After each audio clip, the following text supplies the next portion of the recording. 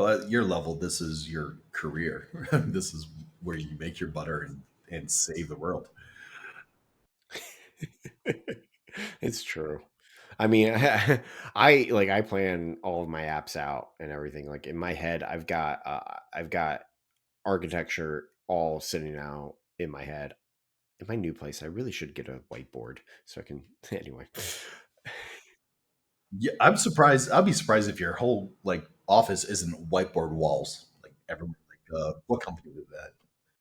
No, I can't do that because I need to take that office needs to be also a production studio, so I can't do a whiteboard wall. Um Ooh, so hmm. I want a good, I want a good electric whiteboard, digital whiteboard.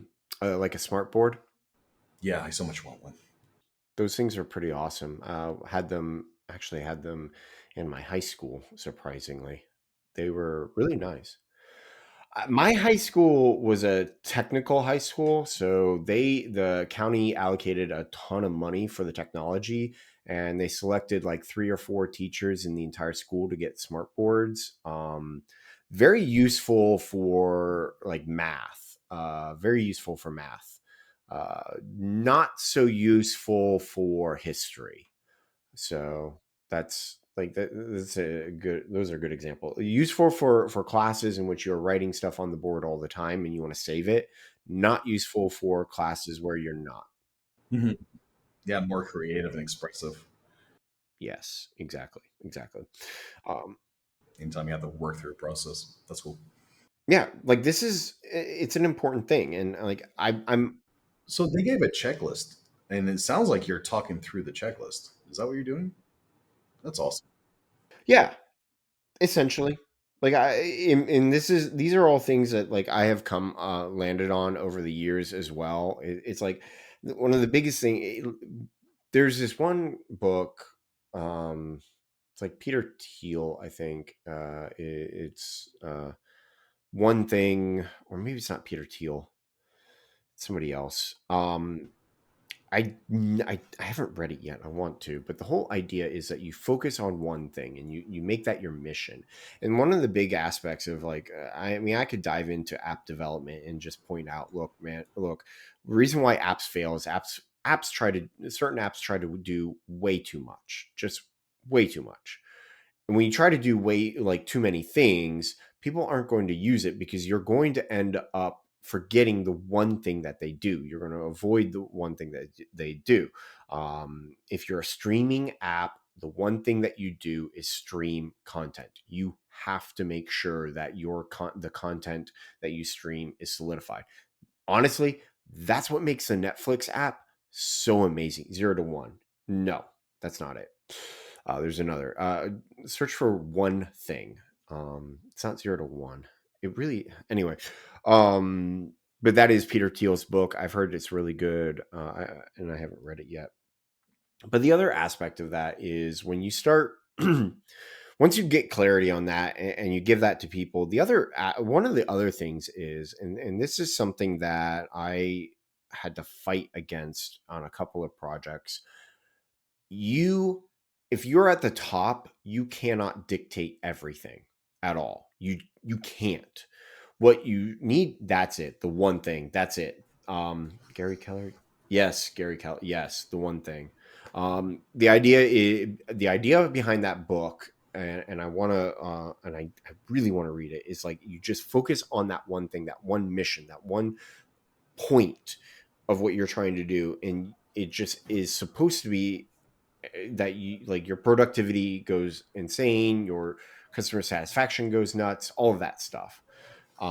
There's just so much more in there, and so maybe one day we should read that book and I'd be look at game that. for that. Um, but one of the going back to what I was saying, you as the leader cannot dictate everything to your team. You have to bring your team in on it. You have to sit there and be like, so like if I'm designing an app and building an app, I'm going to have an architecture that I want, and I'm going to outline the architecture to my junior developers and be like, this is the architecture that we're going to use. I'm not going to be dictatorial in how that architecture gets implemented most of the time. There are certain things that I will be, because it's like I, I know, okay, if we go down one path, that's going to cause us issues. If we go down this other path, we're not going to have those many issues. Anyway, so you can't you can't do that. So what you need to do is you need to invite your juniors, your subordinates, into the planning process with you, and give them the responsibility, or delegate to them the responsibility of planning a portion of the app themselves. So some of that could be planning a screen. I mean, honestly, a lot of it's going, from an app development standpoint. It's going to depend upon how junior they are, how new and stuff they are. For some people, you can give them an entire flow, and they'll just go and implement that entire flow. Some people, you can only give them a screen. Others, you can only give them like one little portion of a screen. And it's not just the like programming and things like that. A really good example would be my mom, when she was working. She's retired. Um, when she was working, she's still working, but she's retired I from her. got, from what I heard, is she's working harder now than ever. Eh, eh. It's just different. um, she used to do a lot of I don't want to say exactly what she was doing, but she used to work with people a lot and helping them change. And so, Phil, don't smile like that. Stop smiling like that. I'm sorry. I just, yeah, It's a I like to help euphemism. people change too. It's a euphemism, I know. Point being, there's no point. What I'm getting at is, so she was in a job where she had to help and work with people and help them change and get better at doing things, and, well, really just put their lives together. And as she got higher and higher up in her job, what she would have to do is, like, she couldn't plan out a lot of things with people because she was managing a lot of other stuff. So what she would do is, when she wanted to um, fix some analysis system that they were doing, she would delegate that to somebody and be like, "Hey, please, this is what I would like. This is my vision for it. Can you please go and implement and change that?" And they would go and they would come to her and be like, "Here's how we're doing it now. Here's what we're doing." She would give feedback and be like, "Yeah, I like that. I like that. I don't like that. Change that." That's how she would do it. And then they would go and they would update the procedures and things like that. So anyway, I talked for a really long time. Good job. Um, and I think that's cool. You flesh out some of the stuff. So they give a checklist in there, and um, tell me if I got this right. I'm just going to run through them really quick. The first one is analyze your mission, and this entails a few main things, and that's understanding headquarters mission, understanding higher ups intent and objective, and understanding the end state. And I think they should have started with understanding the end state, but you know, it's all tangled together if there's a good intent and objective, I guess.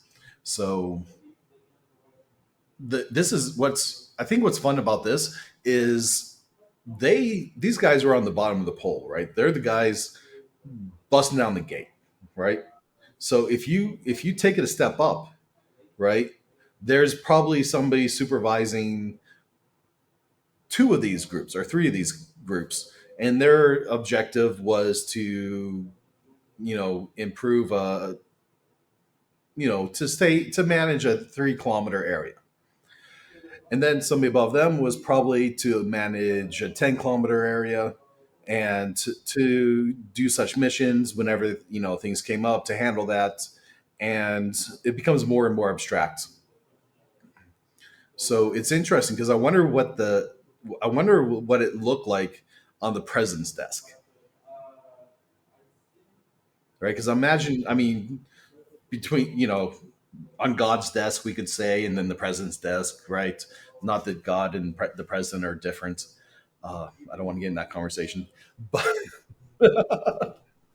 but well, maybe I'll have fun with that one later.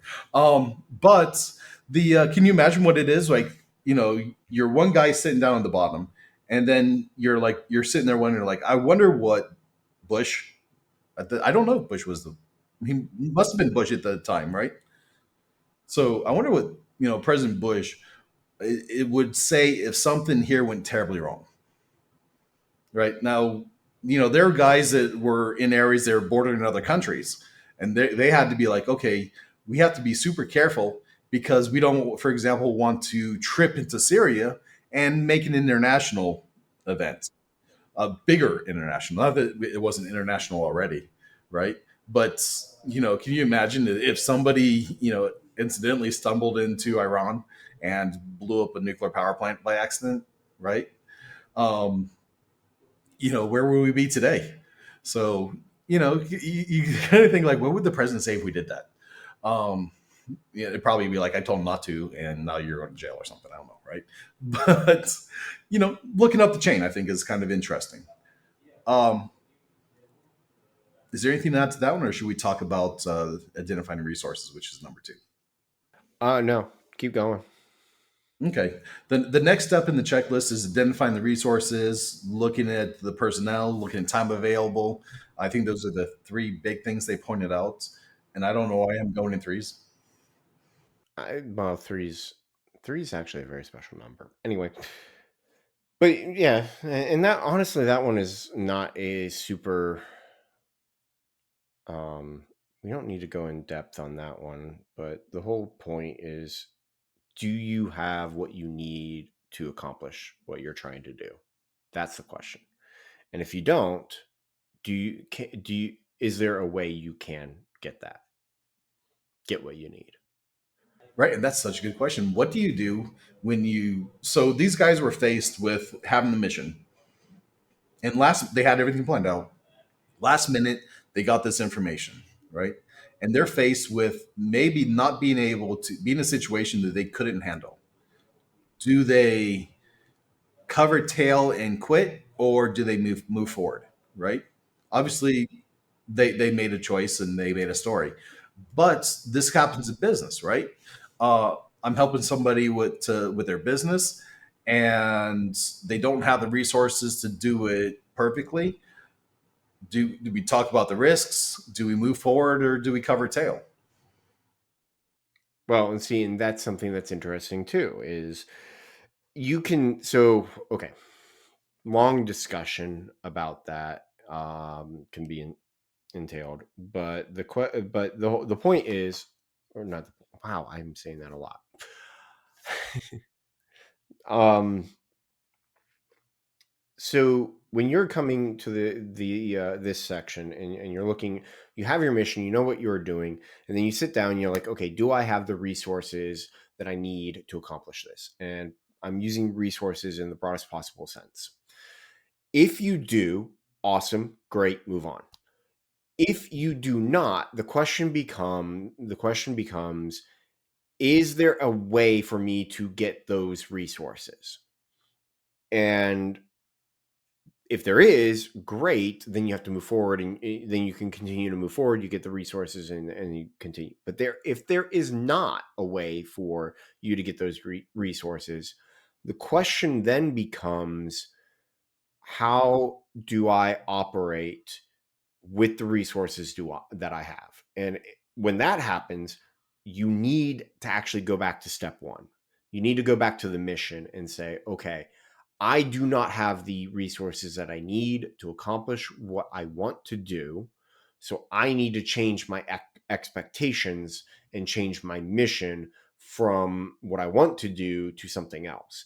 And often that becomes is there something smaller within that mission that you can accomplish with the resources that you have?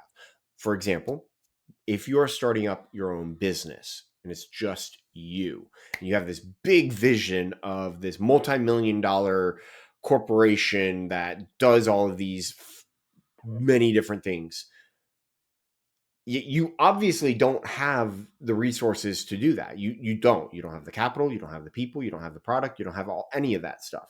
So you have to go back to there and be like, okay, that's my overall vision. Like that's the long term what I want to do. Let me shelve that for the moment, and then you come back and say, what can I do now? What is within my power? What is within my ability here right now to get me closer to that big old vision? And that's what step you take.